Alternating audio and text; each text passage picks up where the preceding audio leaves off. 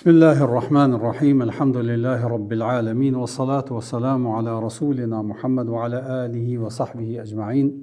Allahumma la rasul ala vdrojmë, qojmë salavat dhe salam e pejgamberit e ti Muhammedi sallallahu alaihi wa sallam, familjes, shokëve dhe të gjithë atyre besimtarëve musliman që pasojnë rrugën e tij dhe udhëzohen me sunetin e tij deri në ditën e gjykimit. Të nderuar, po vazhdojmë me dersin e radhës.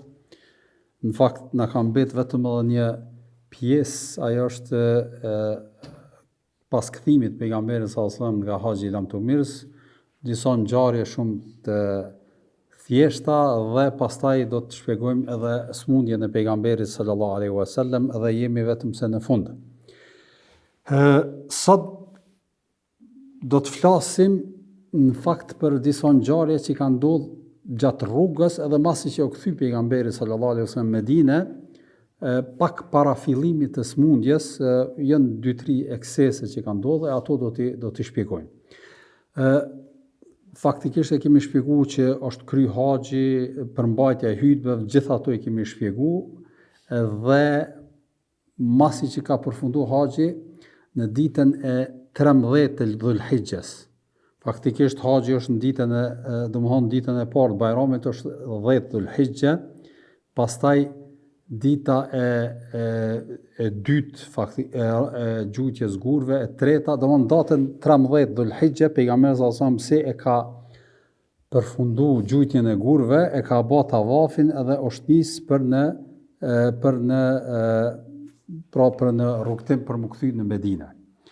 Edhe së bashku me të janë nis edhe sahabët në përgjithësi. Kur kam rri në një vend që quhet në histori Ghadiru Khum, kështu që quhet ai vend, që i bën prafërsisht jo shumë, domthonë 260 kilometra larg prej Mekës, edhe janë 150 apo 100 e diçka afër Medinës. Në atë vend është një lloj uji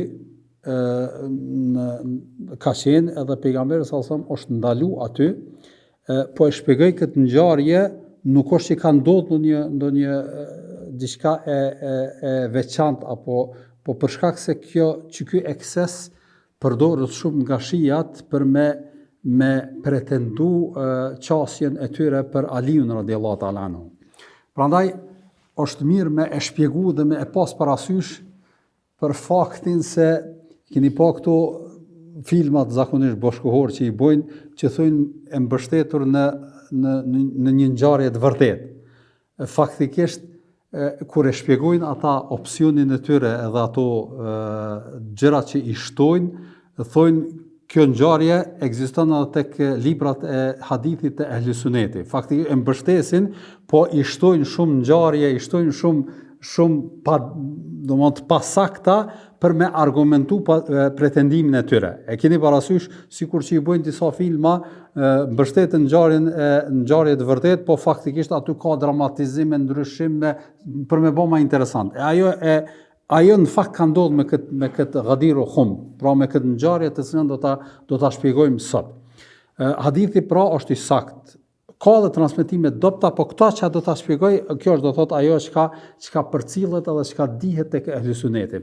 Ju kujtohet kur e kemi përmend atje se Aliu radhiyallahu ta'ala anhu kur ka ardhur në haxh, a ka ardhur bashkë me pejgamberin sallallahu alajhi wasallam? Jo, ka ardhur nga Jemeni. Për arsye se e ka thënë pejgamberi sallallahu alajhi wasallam në Yemen si gjykatës, edhe i ka thënë pastaj letër, ka thonë merre khumsin, atë hisën e fitores që e ka bërë, se Khalid ibn Walidi gjithashtu ka qenë me ekspedit në Yemen, edhe ka zhvilluar një betejë, edhe ka fituar një pjesë të presë luftës, e ka thonë merre 1/5 që i ka taku pejgamberi sallallahu alaihi wasallam, merre me veti edhe eja me bë haxhin. Edhe kemi përmendur që Aliu radhiyallahu ta'ala anhu direkt ka shku në Mekë.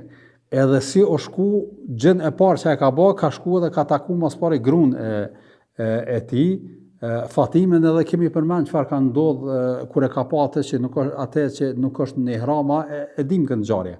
Po çka ka ndodhur më konkretisht është që kur ka ardhur Aliu radhiyallahu ta'ala anhu, e ka lënë atë karavanin që se nuk ka qenë veç vetë Aliu, ka qenë me një delegacion, ka pas edhe sahabe tjerë, prej sahabeve të njohur, kanë qenë aty bashkë me Aliun që kanë ardhur, edhe e ka lënë njërin përgjegjës aty në atë karavan, edhe ky ka ardhur shpejt e shpejt për me taku pejgamberin sallallahu alaihi wasallam edhe me taku gruan e tij Fatimen radhiyallahu ta'ala anha. Edhe kur e ka lënë këtë përgjegjësin, ky përgjegjësi ka prit një kohë edhe ka thonë, pra ka shpejtu Aliu, o nis pak më herët, edhe ky kur kanë ardhur afër, ka bën një lloj ijtihadi, ajo ka qenë se kanë pas pasuri, që thash pak më herët, musliman, prej zekatit edhe prej 1/5 pejgamberit sallallahu alaihi wasallam, edhe njëri prej sahabëve ka thonë, mu vesh mirë, se e dini rrugtimi është i gjatë, edhe janë lodh, edhe nuk kanë qenë përgatitur, ka thonë, po veshemi mirë, edhe kanë marrë prej asaj pasurie me pretendimin, pse kanë marrë, për arsye se edhe ata kanë qenë vlezë të zekatit, edhe ja u ka marrë mendje që ju takon edhe tyne, edhe kanë marrë, janë vesh mirë, për shkak se rrobat i kanë pas të ndotura, të shprishura nga udhimi, janë vesh, janë bë gati për me hyrë në Medinë, për me hyrë me taku pejgamberin sallallahu alaihi wasallam. Kur i ka pa Aliu, është kthy, kur i ka pa çfarë ka bë, i ka qortu shumë. Edhe ka thonë, kush u ka thonë me bë kët? Ata kanë thonë, edhe ti ke vepruar të njëjtën, për arsye se edhe Aliu gjatë rrugës ka bë të njëjtën. E keni parasysh, ka vesh edhe robresha që kanë qenë në atë karavan, edhe kanë thonë edhe ti ke bë, edhe ky si emir i ka urdhëruar që ti kthejnë ato rroba, edhe ato që ai kanë marrë, edhe ka thonë nuk keni drejt në këto, për arsye se kjo është humus, është hisja e pejgamberit sallallahu alaihi wasallam, ajo i takon vetëm pejgamberit sallallahu alaihi wasallam dhe familjes së tij. E unë e thot çka ku marr prej, pse jo mi familjes pejgamberit sallallahu alaihi wasallam, jo diçka tjetër. E këtu ka ardhur një lloj idhnimi në mes Aliut edhe këtij grupi sahabeve. Prej tyre ka qenë edhe një sahabi i njohur Buraid ibn Husain. Edhe ky ka qenë sahabi i njohur. Pra ka ndodhur një lloj, çish më thon, një lloj idhnimi, çish ti vetë ke marr, neve po na thu mos me marr, edhe ka një lloj urrëtie. E kjo ka vazhdu edhe gjatë haxhit, mirë po pejgamberi sallallahu alajhi wasallam nuk e ka hap, po as ata nuk e kanë hap për shkak të ceremonive të haxhit. E keni parasysh tash mos me bë, edhe gjatë rrugtimit ky Burejde ka ardhur te pejgamberi sallallahu alajhi wasallam edhe ju ka anku gjatë rrugës. Ka thonë që Aliu na ka bë kështu edhe ka bë padrejsi, na ka bë zullum, na ka detyruar mi kthy teshat, e keni parasysh, edhe ju ka anku. Edhe pejgamberi sallallahu alajhi wasallam i thot, o Burej, thot, a vërtet e urren Aliun se ka fol shumë keq për ta. E ki parasysh kur edhe ka pretenduar se i ka bë padrejsi. Edhe ky ka thonë, po, domthonjë që e urrej se na ka bë padrejsi. Ka thonë mos e bë kët, për arsye se ajo është do thotë unë e du shumë ata, në arabisht i thënë maulaja, do thonë është do thotë është i dashuri im, i afërt im në këtë kontekst, e keni parasysh.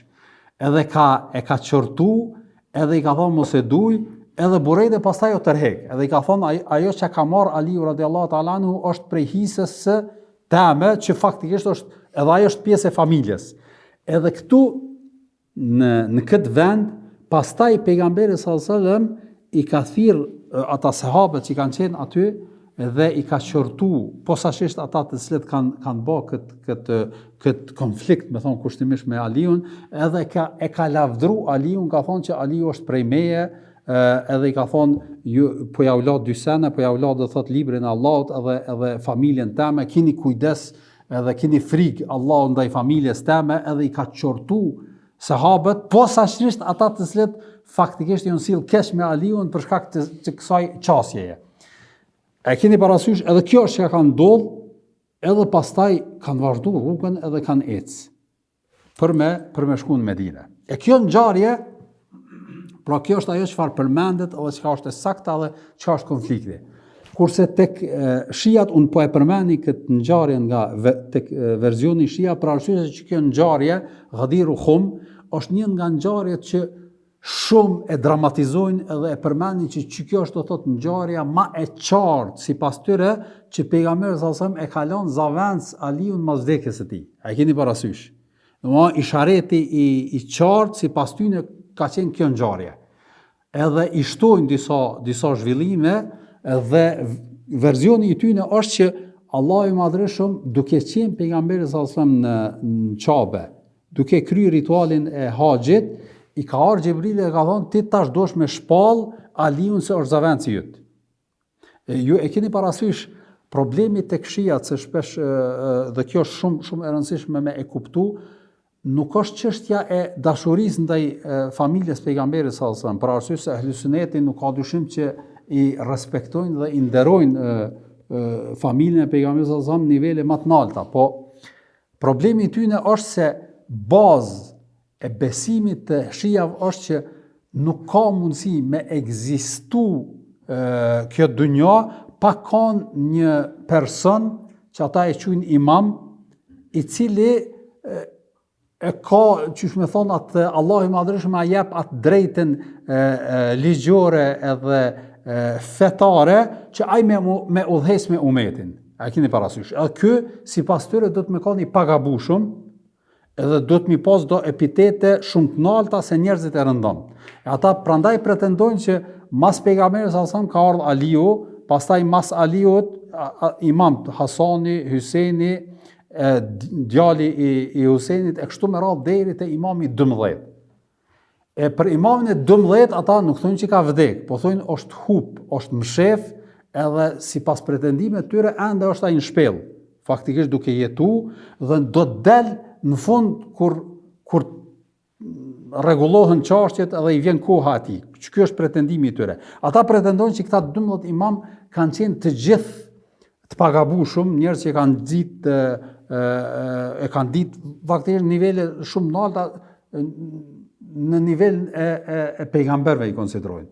A keni parasysh?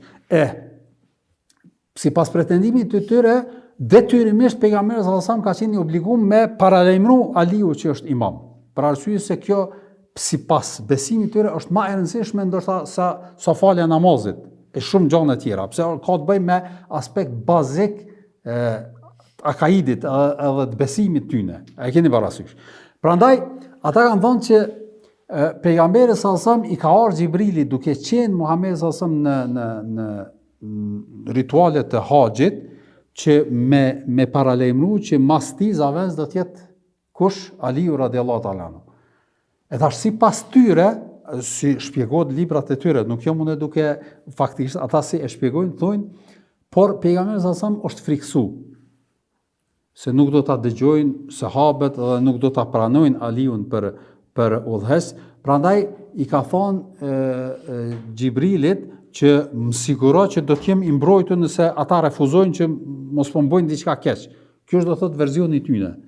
Edhe pejgamberi Xhibrili ka thonë pra e kalon që me prit prej Allahut Madhërisht këtë paralajmërim, edhe sipas tyre kjo ka ndodhur veç kur ka mrri pejgamberi sallallahu alajhi wasallam në hymjet Medinës, jo më herët.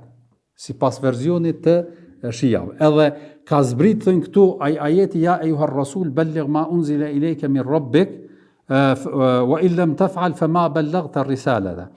Në përkthim ku Allah i Madhërisht në surën Al-Maida ajeti 67 i thot o i dërguar për cilë atë me cilin je ngarku, është fjala thirrjen, emanetin, çat pejgamberin tonë për cilja njerëzve ajo çka të është ngarku nga Zoti yt. Nëse kët nuk e bën, atëherë ti nuk e ke çu, do thotë në vend risalën, atë pejgamberin për cilën të ka ngarku Allahu i Madhërisht.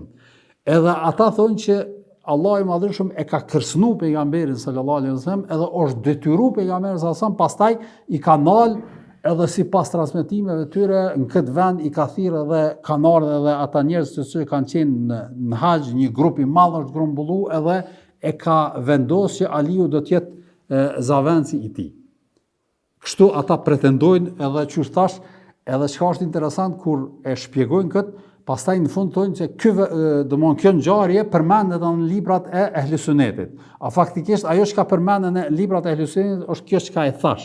Mirë po ata e hjeshojnë, e zbukurojnë edhe i japin kontekst në favor tyre apo në më përputh me ideologjinë e tyre, dhe kjo është do thot një nga ngjarjet që ata e përmendin për me argumentu që në këtë rast pejgamberi sallallahu alajhi wasallam e ka caktuar Aliun si zavend të tij shumë qartë. Edhe pse këtë e thujnë haptas grupe, domthonë nëpër xhamate, nëpër njerëzit e tyre, po nëpër libra kur flasin argumentet, kur i shpjegojnë argumentet sipas tyre e vërtetojnë se pejgamberi sallallahu alajhi wasallam e ka caktuar Aliun radhiyallahu ta'ala anhu si zavend të tij, e përmendin këtë ngjarje, po nuk thonë që kjo është domosdoshmë një paracaktim shumë i qartë, po ka qenë do thot i nënkuptueshëm nga veprimi që e ka bë pejgamberi sallallahu alajhi wasallam. Sidoqoftë, kjo është do thot versioni i saktë, pra nuk është diçka që ka ndodhur e jashtëzakonshme, që thash pak më herët, po ka qenë një keqkuptim ose një më thon kushtimisht një konflikt mes Aliut radhiyallahu ta'ala anhu edhe grupit që ka qenë normale, edhe prandaj edhe e drejta ka qenë në anën e Aliut radhiyallahu ta'ala anhu, për arsye se ai nuk ka bë keq përdorim ashtu siç kanë menduar ata sahabët që kanë qenë me të, për arsye se ka shfrytzuar pasurinë e khums, i thojnë në gjuhën arabe, ai 1/5, që është pasuria e pejgamberit sallallahu alajhi wasallam edhe e familjes së tij, edhe atyre që ja u ndan Muhamedit sallallahu alaihi wasallam. Prandaj edhe ju ka thonë që personi që mas shumti ka të drejtë me marrë nga kjo pasuri është Aliu radhiyallahu ta'ala anhu. Prandaj nuk ka gjë të keqe në këtë çështje. Po e sqarum vetëm për me pas parasysh që ndoshta në ndonjë rrethon apo situatë mundeni me lexu edhe me kuptu, nihet në për pra debati më i madh që zhvillohet ndërmjet ehlusunetit edhe shijav në argumentim, është do thotë kjo ngjarje, për arsye se versioni i tyre ata tentojnë me përfaqësu këtë version, mirë, po nuk është i vërtetuar fare, e gjitha është e zbukuruar edhe nuk ka asnjë ngjyrë transmetimit, të gjitha janë shpifje edhe domthon formatizime sipas asaj që atyre ju konvenon. Pra e përmendam për këtë qëllim edhe u ndalem në këtë ngjarje. Edhe pas kësaj, pra qartë, nuk kishte asnjë kundërshtim, ishte qartë edhe nisën prapë edhe vazhdojnë rrugtimin edhe futen në Medinë. Pejgamberi sallallahu alajhi wasallam kthehet në Medinë, zakonisht udhëtimi prej Mekës në Medinë në rrethana të zakonshme ka zgjatë deri në 10 ditë, po ka pas mundësi me shku edhe pak më shumë, 12 ditë, 13 ditë, edhe me ka një udhëtim, e keni parasysh udhëtimet, e kemi përmendur është edhe më herët, janë zhvilluar natën, kurse gjatë ditës kanë pushu për shkak të nxehtit vapës madhe edhe pushimit, kurse gjatë natës kryesisht kanë zhvilluar udhëtimin edhe gjatë ditës kanë pushu. Edhe kur është fut pejgamberi sallallahu alajhi wasallam në Medinë, edhe është shqetësu, edhe ajo çka është e veçantë në këtë rast është që mas kësaj hyrje në Medinë, pejgamberi sallallahu alajhi wasallam mund nuk ka dalë pej Medinës. Pra ky ka qenë udhëtimi i fundit i Muhamedit sallallahu alajhi wasallam jashtë Medinës, pas kësaj pra ka qëndruar në Medinë deri në momentin që ka ndruar jetë.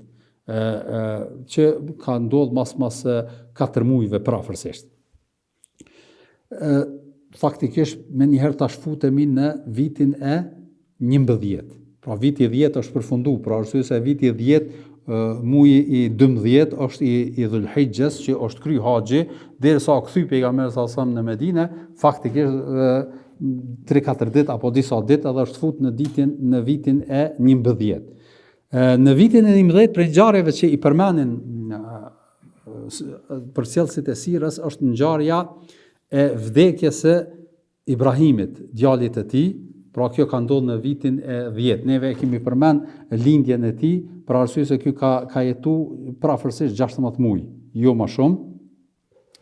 Edhe e kemi përmend atje kur ka lind që pejgamberi sallallahu alajhi wasallam është gëzuar shumë, ka dalë nëpër rrugë, i ka përgëzuar njerëz, do thotë ka ndinë një kënaqësi shumë të madhe, dhe Ibrahimi ka qenë djali që i ka lind me Merjemin apo me Maria Qibtije, që ka qenë një robresh që ja kishte dhuru ai Muqawqisi i Egjiptit si dhurat, edhe pejgamberi sallallahu alajhi wasallam e kishte marrë dhe ka pas fëmijë me të. Apo Ibrahimi kishte lind prej saj, edhe u gëzu shumë, por ka dash Zoti i Madhërisht edhe urësia e tij që mos jetoj me gjatë edhe ka vdek edhe është mërzit pejgamberi sallallahu alajhi wasallam, saqë transmetohet që Enes ibn Maliku kur e ka pa duke rrjedh lot pejgamberit sallallahu alajhi wasallam, ka thonë: "O i dërguar i Zotit, a edhe ti me një fjalë edhe ti po mërzitesh?"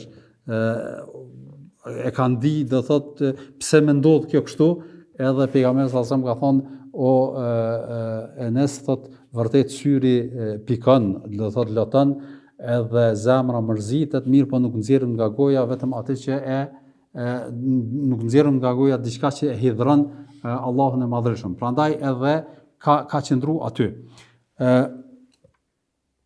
Pastaj një nga ngjarjet që përmendet me këtë është edhe çështja e eklipsit që ka ndodhur më në këtë ditë.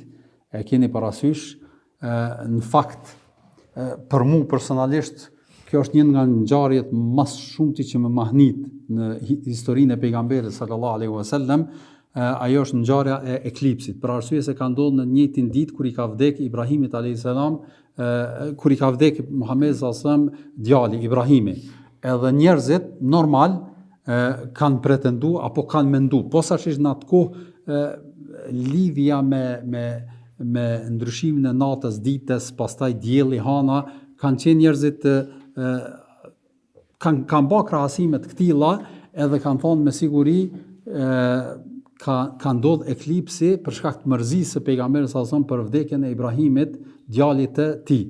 Edhe Muhamedi sallallahu alajhi wasallam e dëgjon këtë fjalë apo këtë thënie, edhe çka bën me njëherë hyp në hutbë, edhe thot: "Vërtet dielli dhe hana janë shenja ose janë krijesa që Zoti i Madhërisëm ka krijuar, dhe ato nuk eklipsohen me vdekjen e dikujt apo me lindjen e dikujt.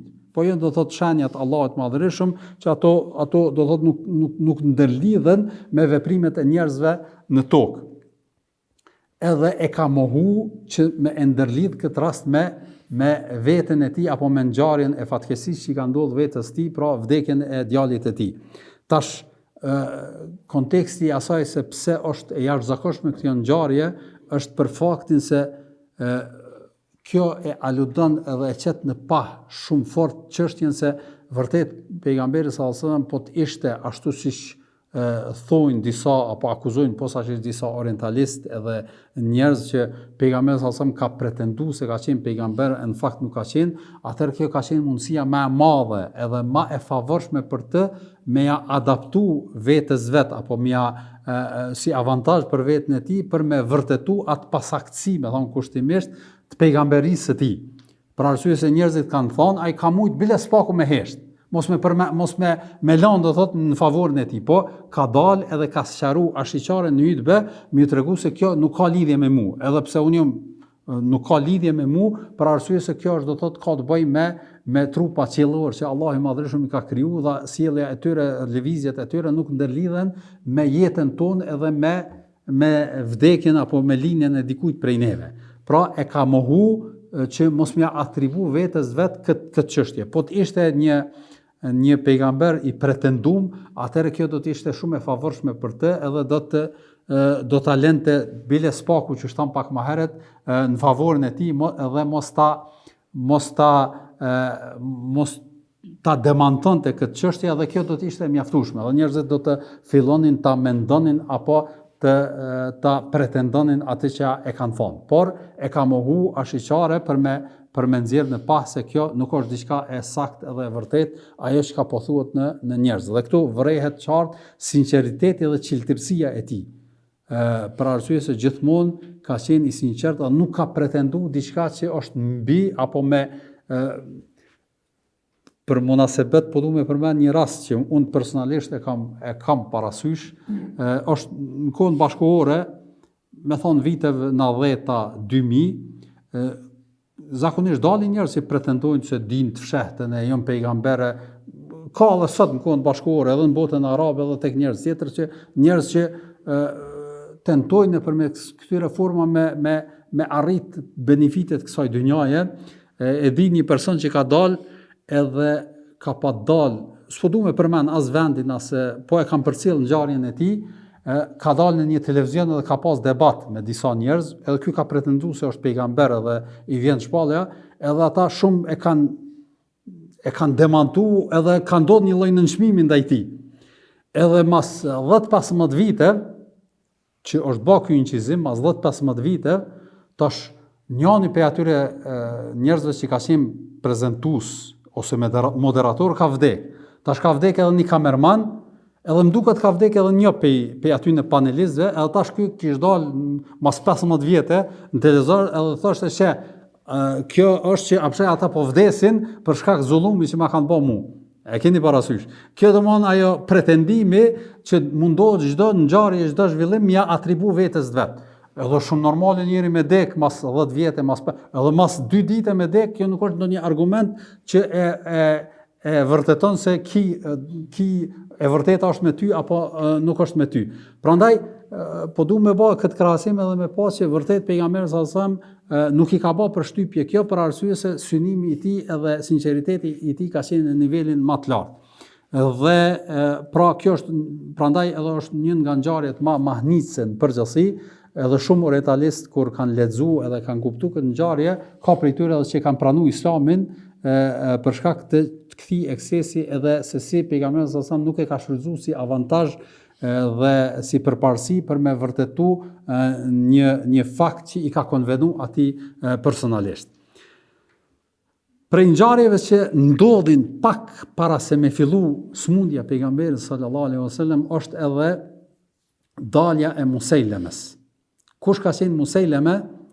Musejleme ka qenë një prej udhëheqësve të fisëve arabe që ka ardhur te pejgamberi sallallahu alaihi wasallam në kuadër shumë atyre delegacioneve të cilët kanë ardhur posaçërisht në vitin e 9 tutje, dhe pretendimi i tij nuk ka qenë me pranu Islamin, po me bën një lloj negociimi edhe me përfitu nga rrethanat për arsye se ka qenë shumë i vlerësuar tek fisi i tij. Domthonë ka qenë shumë i respektuar. E kemi përmend disa herë që disa persona tek arabët nuk ka pas mbretëri edhe sundus, sistemi i organizimit ka qenë fisi edhe kryeplaku i fisit. Dhe kryepleqët e fisëve kanë qenë shumë të respektuar, e disa prej tyre ngritun që fjala e tij ka qenë fjala e fundit. Prandaj ky ka qenë në atë nivel edhe ka pretenduar dhe i ka ofruar pejgamberit sallallahu alaihi wasallam që unë po të pasoj ty me kusht që pasi që të vdes ti me marr unë përsipër udhëheqjen e shtetit islam apo islam muslimanëve në përgjithësi, edhe pejgamberi sallallahu alaihi wasallam e ka refuzuar automatikisht që ajo që ka thras une është feja e pastër dhe pasimi i librit Allahut edhe traditës pejgamberit sallallahu alajhi wasallam, e pas meje Allahu do thotë ja jep pushtetin atij që don. Pra nuk është domosdoshmë diçka që trashëgohet kjo pejgamberia. Prandaj edhe ky është edhe argumenti edhe kundër shijave që e përmendëm pak më herët, edhe e refuzon. Edhe çka ndodh, Musejleme kthehet. Nuk e dëshmon se o bëhet musliman, kthehet në vendlinjen e tij, edhe pas një kohe fillon me pretendu se edhe atij vjen shpallja. Edhe ai o bë pejgamber si Muhamedi sallallahu alaihi wasallam. Po ka pretendu edhe mas një kohe, mas që kthehet pejgamberi sallallahu alaihi wasallam prej haxhit në Medinë, ja shkruan një letër pejgamberit sallallahu alaihi wasallam, edhe në atë letër shënon që Allahu i Madhërisht ka bë me ty ortak në pejgamberi, kështu që na jena këtu njëjtë. Edhe domo ajo që ka po të shpallet ty, po më shpallet edhe mu, prandaj jem njëjtë, edhe ka kërku, çato që ka kërku kur është taku me të, e ka kërku njëjtë edhe në letër. Kurse pejgamberi sallallahu alajhi wasallam kur e merr letrën, ja sjellin letrën dy njerëz, si kurrier që përcjellnin letrat, edhe kur e lexon çuditet, edhe i duket në fakt kjo ka qenë shumë e madhe, edhe i thot, edhe ju dy thot, e besoni këtë që e ka thonë ky Musejleme, domthonë për ne e besoni, faktikisht i duket e pa kuptim kjo çfarë po pretendon ai, prandaj edhe i pyet ata që vërtet ju këto domthonë e besoni sa këto çka e ka shkruar kjo, edhe ata thonë po, e besojna, për shkak se ka qenë kryeplaku i tyne. Edhe thot pejgamberi sallallahu alajhi wasallam hidhrohet, edhe mërzitet thot për Zotin, thot mos ishte rregulli që mos të vriten kurrier, domthonë njerëzit që sjellin letra, atëherë të dyve ju kisha vrarë për këtë pretendim që po bëni. edhe ja u kthen një letër, e shkruan një letër pejgamberit sallallahu alaihi wasallam, edhe i thot atë që e përmenda pak më herët, që Allahu i Madhërisht ja lën këtë tokë atij që don. Unë domthonë nuk la trashëgimtar në këtë kontekst, edhe e quhen prej Muhamedit alayhis salam Musailama kadhab. Musailama mashtru, domthonë rancit, gënjeshtarit. Edhe këtë emër dhe kështu njihet në histori islame Musailama al-Kadhab, për arsye se kështu e ka quajtur pejgamberi sallallahu alaihi wasallam, edhe ja kthen këtë letër edhe kthehen atë, nuk ndodh diçka tjetër gjatë jetës pejgamberit sallallahu alaihi wasallam përveç kësaj letre. Ajo që ka ndodh mas ndrrimit jetës pejgamberit sallallahu alaihi wasallam me Abu Bekrin edhe me muslimanët në përgjithësi, ata do ta shpjegojmë kur ta përfundojmë këtë fazën e ndrrimit jetës pejgamberit sallallahu alaihi wasallam. Prej ngjarjeve gjithashtu është edhe krahas Musailemës ka del edhe një person tjetër që pretendon se është pejgamber. Ai ka qenë Aswad al-Anzi. Ky ka qenë në Sanaa, pra në Yemen. E keni parasysh, e kemi përmend disa herë që Jemeni ka qenë një nga vendet që muslimanët apo banorët shumica dërmuese kanë pranuar islamin me delegacione, edhe është përhap islami me disa njerëz që i ka dërguar pejgamberi sallallahu alajhi wasallam atje me u mësu fen. Edhe çka ndodh me këtë Aswad al-Ansi?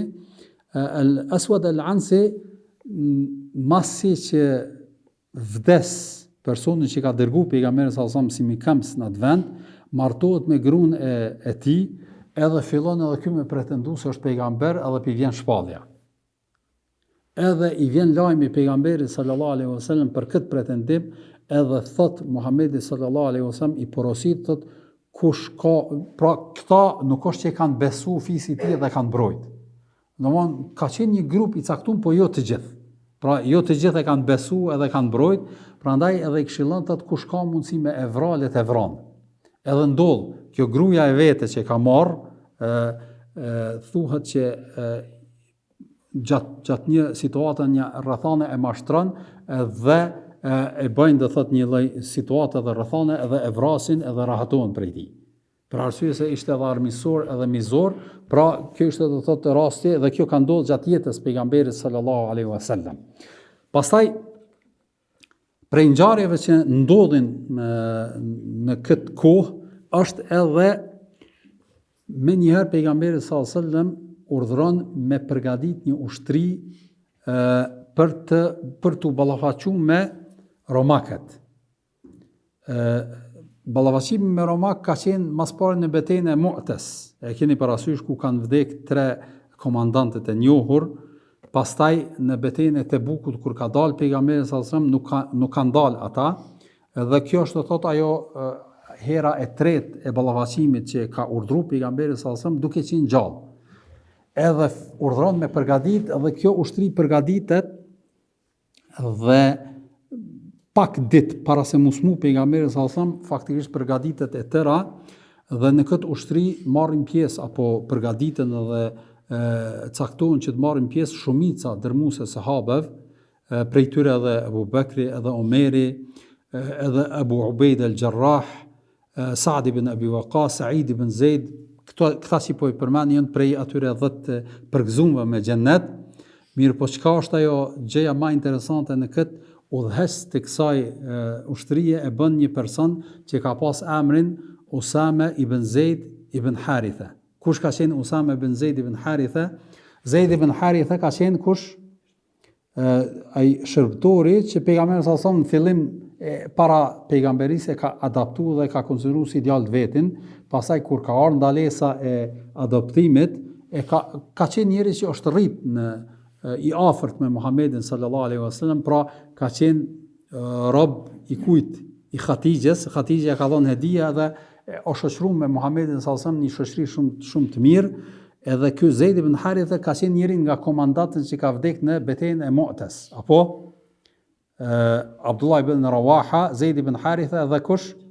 Ja'far ibn Abi Talib. Këta 3 kanë qenë ata të cilët kanë vdek, edhe e cakton djalin e tij që në fakt në moshë ka qenë shumë i ri. thuhet që i ka pas 17 vjet. Ky ka qenë komandanti që ka caktuar pejgamberi sallallahu alaihi wasallam. 17 vjet, edhe ndër të ka qenë Ebu Bekri, i udhëhequr, Omeri, Ebu Ubejde, dhe këta janë jo vetë që kanë qenë burra, po vërtet njerëz veteran në betejave dhe njerëz që kanë njohuri të jashtëzakonshme në betejë, megjithatë janë caktuar në urdhrin e kujt? Në urdhrin e Usame ibn Zeidit. Edhe disa prej sahabeve thuhet se kanë pas një lloj, me thonë kushtimisht pakënaqësie apo jo qysh me caktu këtë fëmijë udhëheq të një ushtrie të jashtëzakonshme me njerëz që janë kolos do thotë të sahabëve, në anën tjetër ballvaqimi me një armik shumë të jashtëzakonshëm dhe të fuqishëm, edhe e dëgjon pejgamberi sallallahu alajhi wasallam këtë thënie. Edhe kur e dëgjon këtë çfarë po thuhet, del në hutbë edhe i diskuton edhe shpjegon, thotë që e kam dëgjuar që po ju duket jo e drejt caktimi i Usames, po thotë me të vërtetë ky njeri është meritor. Ashtu që ka qenë meritor edhe baba i tij. Për arsye se e ka dashur edhe babën e tij dhe ka qenë, ndoshta i kujtohet e kem përmend një thënie të Aishës radhiyallahu ta'ala anha që ka thënë që po të ishte gjallë Zeidi, mas vdekjes pejgamberit sallallahu alajhi wasallam, ka pas shumë mundësi që ai me qenë halife muslimanëve. Pra për shkak të afërsisë edhe lidhjes së pejgamberit sallallahu alajhi wasallam me të. Domthonë që ky ka qenë niveli i Zeidit, edhe ka dashur pejgamberin, edhe djalin e tij ka dashur shumë, e kanë thujt hibbu rasulillah, që domthonë i dashuri i pejgamberit sallallahu alajhi wasallam, është rrit në familjen e domthonë shtëpinë e pejgamberit sallallahu alajhi wasallam, edhe ka dashur shumë e ka dashur Usame bin Zeidin. Prandaj edhe thotë ky është meritor, edhe është i aftë, edhe e mbron, edhe babën e tij e mbron, thotë edhe për babën e tij keni pas hezitime, megjithatë arsyeja e hezitimit e dini ku qëndron, nuk qëndron vetëm te mosha, po qëndron në një aspekt që ka dashur pejgamberi sallallahu alajhi wasallam me thy, ai ka qenë aspekti i prejardhjes. Për arsye se ende ka qenë ai klani që kush cili fis e Zeidi edhe Usame ibn Zeid nuk kanë pas fis, për arsye se kanë qenë, edhe pse kanë qenë arab, kanë qenë robër edhe të ardhun, pra i ardhun Zeidin Mekë, dhe pastaj pra nuk ka pas ndonjë afërsi apo ndonjë fis që do të kishte respekt. Kjo ka qenë një nga shkaqet e hezitimit të disave. Pra jo vetëm mosha. Prandaj edhe thotë kështu keni thënë edhe për Zeidin, mirë po këta janë meritor, edhe njëri vlerësohet në bazë të personalitetit i tij dhe veprave të tij, e jo në bazë prej ardhjes apo gjërave që njerëzit i gjykojnë. Edhe pas kësaj heshtet kjo çështje. Pra nuk ka ndonjë refuzim. Edhe përgatitet ushtria, edhe një nga dertet e pejgamberit sallallahu alajhi wasallam të fundit, edhe më të rëndësishme, që i ka dhënë më shumë të zor ka qenë kjo ushtri. Pra sa herë është kthjell edhe është pa me dikon, ka porosit a është nis ushtria, a është bagati, a është nis. Pra edhe në momentet e smundjes, vazhdimisht është interesu për ngjarjen e zhvillimit kësaj. Edhe ushtria faktikisht edhe është nis. Jo nis, po duke shfillu udhtim, pra veç sa kanë dalë prej qytetit, ju vjen lajmi që pejgamberi sallallahu alajhi wasallam është smut, edhe është smut, prandaj mos u ngutni për shkak se shumica sahabeve më të mëdhej kanë qenë së bashku me ta, prandaj edhe kanë kampu jashta Medines. Pra nuk janë kthyer në Medinë për shkak që me qenë vend kërkesën e pejgamberit sallallahu alajhi wasallam, po edhe nuk e kanë zhvilluar udhtimin nga frika se mos po ndodh diçka edhe me kanë ata afër. Edhe jo fort qetë edhe me zhvillu këtë udhtim me këtë dert edhe me këtë merak. Prandaj kjo është domosdoshmë çka ndodh për këtë ekspedit apo për këtë dalje të kësaj ushtrie, do të flasim pastaj në formë pak më detajzuar, po kjo është do të thotë një nga zhvillimet e fundit që pejgamberi sallallahu alajhi wasallam e ka bë pak para se të smurret. Pas kësaj nuk ka ndonjë zhvillim tjetër, vetëm lajmërohet, do thotë pejgamberi sallallahu alajhi wasallam smuhet, parafërsisht smundja e tij zgjat 10 ditë, disa kanë thonë pak më shumë, 3-14 ditë, po kjo ka qenë koha sa ka qenë i smur Muhamedi sallallahu alaihi wasallam. Po para se me kalu tek ngjarjet e smundjes, po du me e përmend një çështje që vërtet ka pas paralajmërime edhe për pejgamberin sallallahu alaihi wasallam, edhe për muslimanët në përgjithësi, që është afër e gjeli vdekja Muhamedit sallallahu alaihi wasallam. sikurse që është në surën Az-Zumar ajeti 30, innaka mayyitun wa innahum mayyitun. Po I thot pejgamberi sallallahu alajhi wasallam, o Muhammed, vërtet ti I vdekur dhe ata të tjerët janë të vdekur, që me I tregu që kjo është afër. Vdekja domon të është afru. Pastaj ajeti në surën Al-Anbiya, wa ma ja'alna li basharin min qablika al-khulda fa in mitta fahumul khalidun, që ka thonë Allah I Madhërisht po I drejtohet pejgamberit sallallahu alajhi wasallam, edhe këto shumë ashiqare thot, dhe nuk Zoti I Madhërisht në surën Al-Anbiya ajeti 34, dhe nuk I kemi caktu asnjë personi para teje për hershmëri, domethënë që ka jetu përjetësisht. Thot e ti nëse ki me vdek, atëra apo ja merr mendje se ata kanë me jetu me një fjalë një lloj krahasimi që ti çfarë vlerë ki, edhe kush je ti, edhe ti ki me vdek, çka do të ndodh me tjerë që faktikisht nuk krahasohen me ty. E keni parasysh, edhe ky krahasim do të me tregu që pejgamberi sallallahu alajhi wasallam është domosdoshmë një paralajmërim edhe për Muhamedit sallallahu alajhi wasallam, edhe për sahabët në përgjithësi për afrimin e jetës vdekjes së tij. Pastaj prej ngjarjeve tjera është edhe zbritja e surës An-Nasr. Idha jaa nasrullahi wal fath wa ra'aita an-nasa yadkhuluna fi dinillahi afwaja fasabbih bihamdi rabbik. Tregohet në kohën e Omerit radhiyallahu ta'ala anhu kanë qenë së bashku sahabët të mëdhenj, sahabët e vjetër, edhe së bashku me ta ka qenë kush? Abdullah ibn Abbasi. Abdullah ibn Abbasi ka qenë I ri, nuk ka qenë, ne I përmendim këta emra, po në mosh ka pas shumë dallim mes Abdullah ibn Abbasit edhe Ebu Bekrit, Omerit, këta njerëz. Për arsye se faktikisht kur ka vdek Muhamedi sallallahu alaihi wasallam, Abdullah ibn Abbasi thuhet që I ka pas, disa kanë thonë 8 vjet, 10 vjet, aty I ka pas, nuk ka pas shumë vjet. Megjithatë, konsiderohet një nga sahabët më të dijshmit prej sahabëve, për arsye se dituria e tij ka vazhduar të merr njohuri edhe mas ndrimit jetës pejgamberit sallallahu alajhi wasallam nga sahabët, edhe ka mbledh diturinë nga të gjithë ata.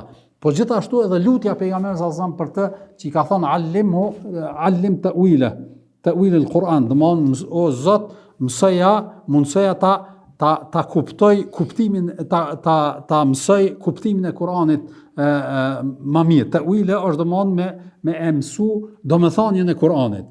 Edhe ka pas këtë aftësi. Prandaj edhe tregohet në një rast në kohën e Omerit radhiyallahu ta'ala kur e kanë lexuar këtë ajet, këtë sura idha jaa nasrullah, që domthon kur vjen ndihma e Allahut wal fath edhe çlirimi, wa ra'aita an-nasa yadkhuluna fi dinillahi afwaja, dhe I sheh njerëzit që po futen në fenë e Allahut val apo grupe, pra po e përshkruan Zoti I Madhërisht një fenomen dhe një ngjarje që faktikisht ka ndodhur. Ka ndodhur ndihma e Allahut, është liru Mekeja, janë fut në Islam njerëzit, të gjitha ka ndodhur. Allah I Madhërisht po I thot pejgamberit sallallahu alajhi wasallam fasabbih bihamdi rabbika wastaghfir, që domthon sabbih, domthon madhroje Zotin tën dhe falenderoje atë dhe kërko falje prej tij. Po I thot Allah I Madhërisht pejgamberit sallallahu alajhi wasallam. Edhe kanë thonë, çka domthon kjo ajet? Sahabët e mëdhej në mezhlisin e Omerit ka thonë, kjo ajeti është shumë I qartë, domthon kur ti sheh këto begati që të vinë ty, atëherë falenderoje Zotin për këto të mira që ti ka sjell. Që kjo ka qenë komenti I sahabëve të mëdhej. Edhe kur e ka vet Omeri Abdullah ibn Abbasi, çka thotë ti? Ka thonë jo, domethënia e kësaj është paralajmërim për pejgamberin sallallahu alajhi wasallam që të ka ardhur koha e xhelit, prandaj shpeshto namazin edhe madhërimin e Zotit edhe istikfarin, për arsye se e ke kry misionin. E keni parasysh, e ke kry misionin, edhe është paralajmërim për fundin e jetës së pejgamberit sallallahu alajhi wasallam, ajeti domon vazhdimi I këtij ajeti. Edhe kur e dëgjojnë sahabët çuditën për këtë kuptim, edhe Omeri thot për Zotin, thot edhe unë kështu e di. Domthon kështu e kam kuptuar edhe unë. Pra jo diçka tjetër, kështu e kam kuptuar. E këtu vret ajo përparësia e Abdullah ibn Abbasit, po në anën tjetër edhe ky paralajmërim që I është bë Muhamedi sallallahu alaihi wasallam me këtë surën Al-Fath. Pastaj edhe ajeti që ka zbrit në Hax al-yawma akmaltu lakum dinakum, që e shpjegum javën e kaluar apo dersin e kaluar, thuhet që prej njerëzve që janë mërzit kur e kanë nik këtë ajet ka qenë edhe Omeri radhiyallahu ta'ala anhu. Edhe kanë thonë çka që në Hax ka ndodhur. Kanë thonë pse po mërzites, apo pse po qan, ka thonë po qaj se ky ajet është paralajmërim që ka më ndërprej vahji prej Allahut Madhërisëm, që s'do të ketë më vahji.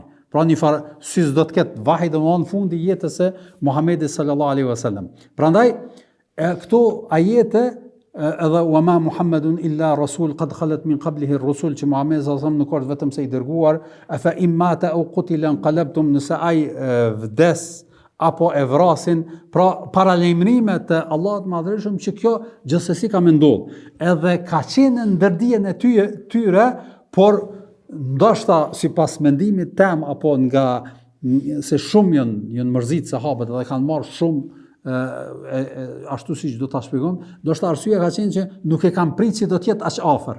A e keni parasysh se edhe pejgamberi sallallahu alajhi wasallam në haxh çka ka thonë khudhu anni manasikakum, mësoni mënyrën e haxhit, për arsye se është e mundur që vitin e ardhshëm nuk do të jem me juve. Pra paralajmërime, po nuk është që e kanë menuar që kryet po ka kohë, mosha pra nuk kanë paramenduar që do të jetë shumë afër, kaq afër.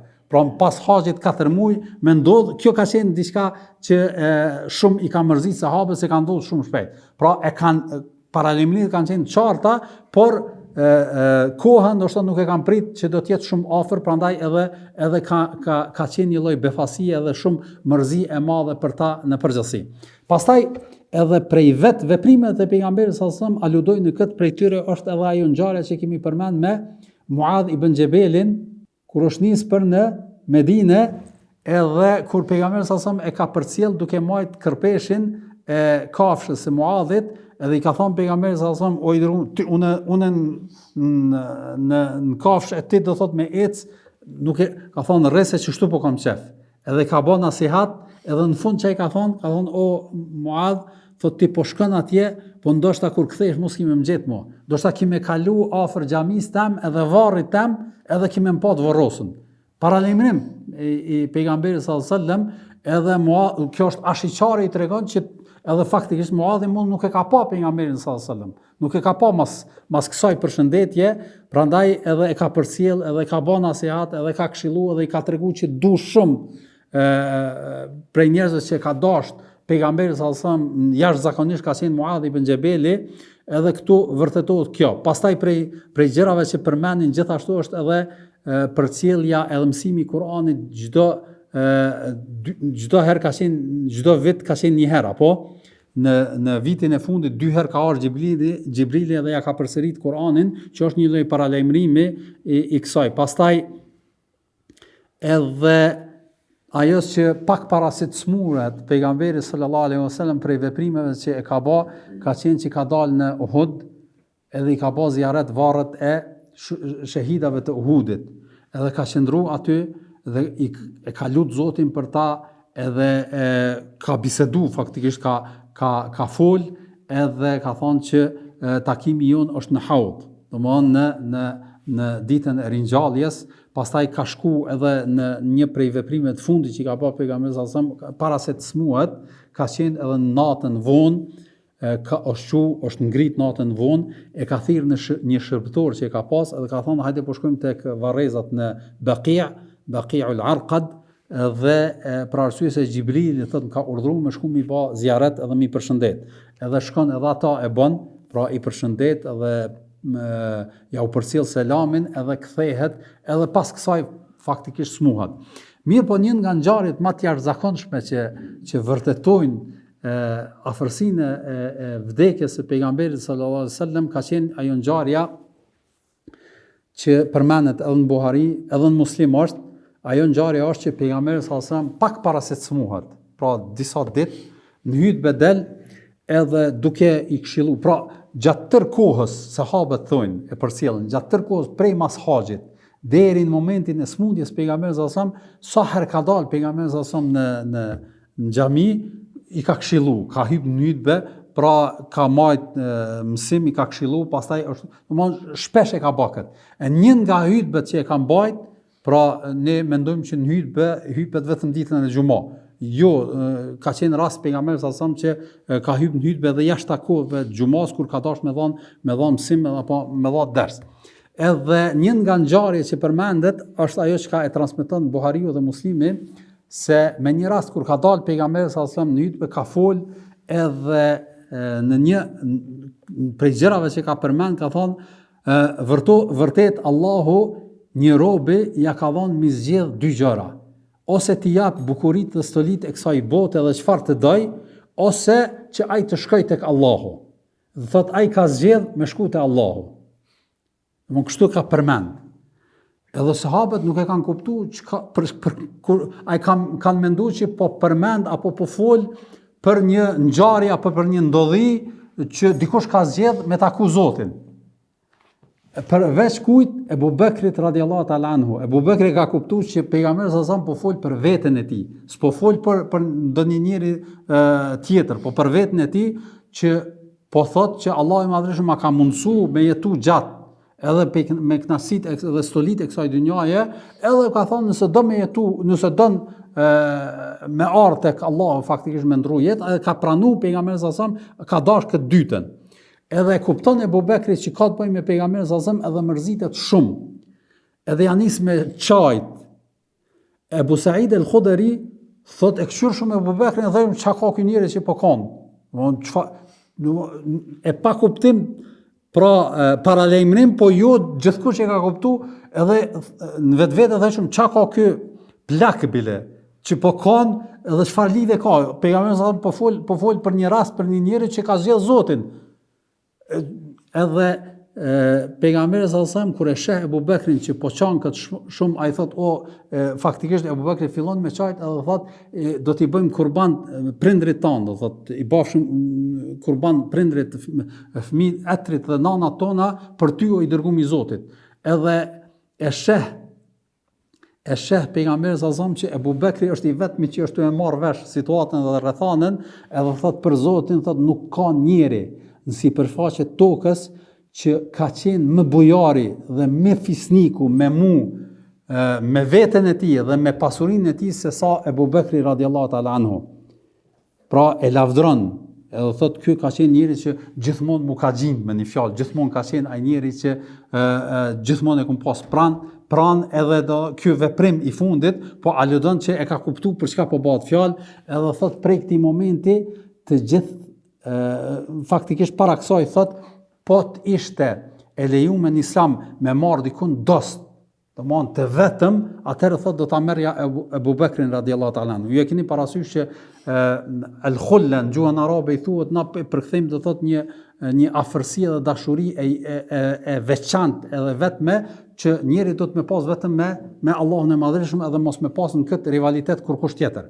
Edhe pejgamberi sallallahu alajhi wasallam po të kishte dikush mundësi me hyp këtu do të ishte Ebu Bekri.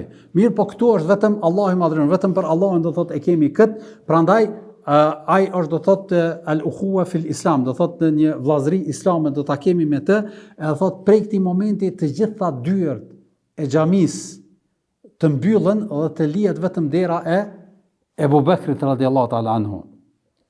Për me tregu vlerën dhe respektin që ka pas pejgamberi sallallahu alajhi wasallam ndaj tij. E keni parasysh xhamia pejgamberit sallallahu alajhi wasallam kur është ndërtu xhamia, dhomat e pejgamberit sallallahu alajhi wasallam kanë qenë të lidhura apo ngjitura me xhaminë e pejgamberit sallallahu alajhi wasallam. Edhe secila derë ka pas dalje për në hyrje, me thon për në xhami. A e keni parasysh? Ka një, çish me thon gjuhën e popullit, ka një kapizgjik për me hin xhami.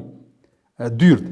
Edhe sahabët që kanë pas dyrt xhamit afër xhamisë pejgamberit apo ngjitur me xhaminë e pejgamberit sallallahu alajhi wasallam, i kanë pas dyrt ato kapizhiket për me hi direkt në xhami. E keni parasysh? Sikur tash me pas banim në këtë anë, edhe secili me pas ka një derë, ka një kapizhik me cilën o hi në xhami direkt, s'ka pas nevojë me shku ka dera kryesore. Edhe pejgamberi sallallahu alajhi wasallam atë ditë urdhëron që këtë dyrt, që ato kapizhiket mu mbyll, mos me lanë, do thot, me lanë vetëm dyrt kryesore, xhamisë që janë dyrt, me thonë kushtimisht zyrtare, po vetëm kapizhiku apo dera e Ebu Bekrit radiallahu ta'ala anhu të lihet qel, hap, pra ajo mos të mbyllet si respekt ndaj asaj vepre dhe veprimtarie të cilën e ka bë Ebu Bekri radiallahu ta'ala anhu. Dhe kjo është do thot ajo ngjarja që vërtet e vërteton apo e qet në pah ashiqare që pejgamberi sallallahu alajhi wasallam e ka kuptuar afërsinë e xhelit. Edhe disa prej sahabeve kanë kuptu, po shumica dërmuese sahabeve nuk është që e kanë ditë, e kanë pasë, po nuk është që e kanë pritë që do të ndodhë ka shpejt. Prandaj edhe ballafaqimi edhe situatën e ka marrë shumë, i ka kaplu mërzia, dhe inshallah në ngjarjet e zhvillimit e smundjes së pejgamberit sallallahu alajhi wasallam edhe ndrrimit të jetës vazhdojmë në javën e ardhshme. Wa sallallahu ala nabina Muhammad wa ala alihi wa sahbihi ajma'in. Allahu ju nderoft.